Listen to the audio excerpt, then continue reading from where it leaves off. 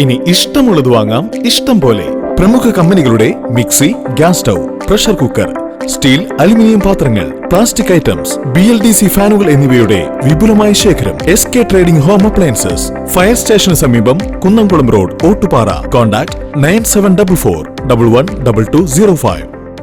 CPIM-നെ തകർക്കാനുള്ള പല പദ്ധതികളിലൊന്നാണ് കേന്ദ്ര അന്വേഷണ ഏജൻസികളെന്നും പാർട്ടിയുടെ പ്രവർത്തനത്തിന് തടസ്സമുണ്ടാക്കുന്ന രീതിയിൽ ജനങ്ങളിൽ തെറ്റിദ്ധാരണ സൃഷ്ടിച്ച് CPIM നേതാക്കളെല്ലാം അഴിമതിക്കാരും കൊള്ളക്കാരുമാണെന്ന് വരുത്തി തീർക്കാനുള്ള ബോധപൂർവമായ ശ്രമം ഇതിന് പിന്നിലുണ്ടെന്ന് സംശയിക്കുന്നതായി കെ രാധാകൃഷ്ണൻ MP വടക്കാഞ്ചേരിയിൽ പറഞ്ഞു. കരുവന്നൂർ കേസിൽ കുറ്റപത്രത്തിൽ പ്രതി ചേർക്കപ്പെട്ടതുമായി ബന്ധപ്പെട്ട ചോദ്യങ്ങളോട് പ്രതികരിക്കുകയായിരുന്നു അദ്ദേഹം. കരുവന്നൂർ കേസുമായി ബന്ധപ്പെട്ട് ED കുറ്റപത്രത്തിൽ പറഞ്ഞിട്ടുള്ള കാര്യങ്ങൾ മനസ്സിലാക്കിയിട്ടില്ല.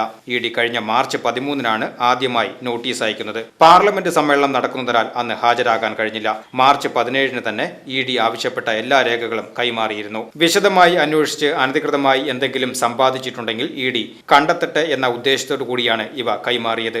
ഏപ്രിൽ 8-ന് EDയുടെ മുന്നിൽ ഹാജരായി. സൗഹാർദ്ദപരമായ ചോദ്യങ്ങളായിരുന്നു. അതിന് കൃത്യമായ മറുപടിയും നൽകി. യാതൊരുവിധ ക്രമക്കേടുകളും മനസ്സിലാക്കാൻ കഴിഞ്ഞിട്ടില്ലെന്ന് പറഞ്ഞാണ് യാത്രയാക്കിയത്. അതിന് തൊട്ടടുത്ത ദിവസം പ്രതിയാക്കില്ലെന്ന് പറഞ്ഞ് മാധ്യമങ്ങളിൽ വാർത്ത കണ്ടു. ഇത് ED തന്നെ മാധ്യമങ്ങൾക്ക് നൽകിയതാണെന്നാണ് മനസ്സിലാക്കുന്നത്. ഇടതുപക്ഷം നേതൃത്വം നൽകുന്ന CPM-നെ തകർക്കുക എന്നുള്ളതാണ് കുറ്റപത്രത്തിലൂടെ ED ലക്ഷ്യമിടുന്നത്.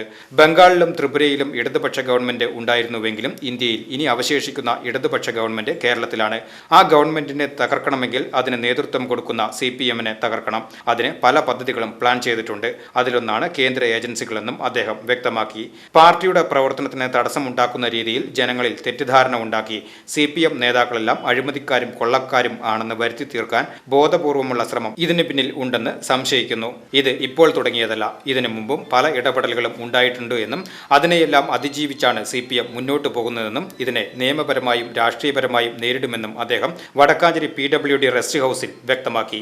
ഇതിൻ്റെ ലക്ഷ്യം എന്ന് പറയുന്നത് CPM-നെ അല്ലെങ്കിൽ ഇടതുപക്ഷം നേതൃത്വം കൊടുക്കുന്ന CPM-നെ തകർക്കുക എന്നുള്ളതാണ് എൻ്റെ പിന്നിലെ ലക്ഷ്യം. നിങ്ങൾക്കറിയാം, ബംഗാളിലും ത്രിപുരയിലും ഇടതുപക്ഷ ഗവൺമെൻറ്റുകളുണ്ടായിരുന്നു. ഇനി ഇന്ത്യയിൽ അവശേഷിക്കുന്ന ഇടതുപക്ഷ ഗവൺമെൻറ് എന്ന് പറയുന്നത് കേരളത്തിലാണ്. അപ്പോൾ ആ കേരളത്തിലെ ഇടതുപക്ഷ ഗവൺമെൻറ്റിനെ കൂടി തകർക്കുക, അതിന് തകർക്കണമെന്നുണ്ടെങ്കിൽ അതിന് നേതൃത്വം കൊടുക്കുന്ന CPM-നെ തകർക്കുക. അപ്പോൾ CPM-നെ തകർക്കുന്ന പല പദ്ധതികളും പ്ലാൻ ചെയ്തിട്ടുണ്ട്. അതിൽ ഒന്നാണ് കേന്ദ്ര അന്വേഷണ ഏജൻസികളെ കൊണ്ട് പാർട്ടിയുടെ പ്രവർത്തനത്തിന് തടസ്സമുണ്ടാക്കാൻ രീതിയിൽ അല്ലെങ്കിൽ ജനങ്ങളിൽ തെറ്റിദ്ധാരണ ഉണ്ടാക്കുക. നമ്മൾ CPM-ൻ്റെ നേതാക്കളെല്ലാം അഴിമതിക്കാരാണ്, കൊള്ളക്കാരാണ് എന്ന് വരുത്തി തീർക്കാൻ വേണ്ടിയുള്ള ബോധപൂർവമായുള്ള ഒരു ശ്രമം ഇതിന് പിന്നിലുണ്ടോ എന്ന് സംശയിക്കേണ്ടത്.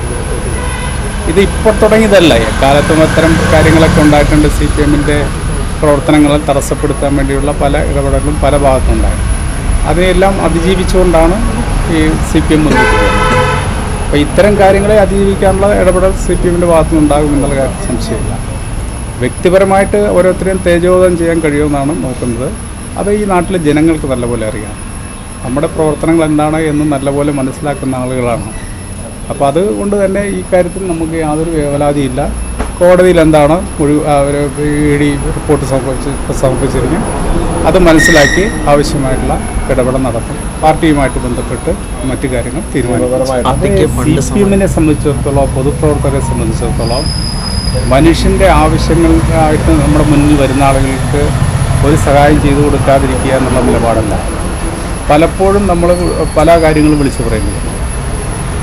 ഒരുപക്ഷെ അതിന് മനുഷ്യനെ സംരക്ഷിക്കേണ്ട അല്ലെങ്കിൽ അവരെ സേവിക്കേണ്ട ഉത്തരവാദിത്വം നമുക്കുണ്ടല്ലോ. ഒരു മനുഷ്യൻ്റെ ഏറ്റവും അല്ലെങ്കിൽ പിന്നെന്താ പറയുക, അവരുടെ അടുത്ത് ചെന്നു ഒന്ന് വിളിച്ചു പറയാൻ പറഞ്ഞ് ചെയ്യുന്നില്ല. അവർ ആത്മഹത്യ ചെയ്താൽ അല്ലെങ്കിൽ അവർ എന്തെങ്കിലും സംഭവിച്ചാൽ ഉടനെ പറയില്ല. അങ്ങനെ ഒട്ടേറെ സംഭവങ്ങൾ ഉണ്ടായിട്ടുണ്ടല്ലോ.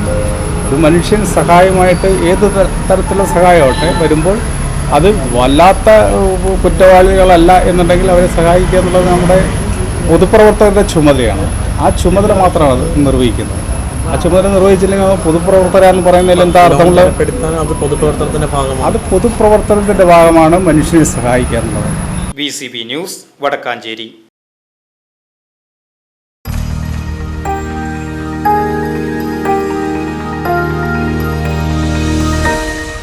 You are watching VCV News.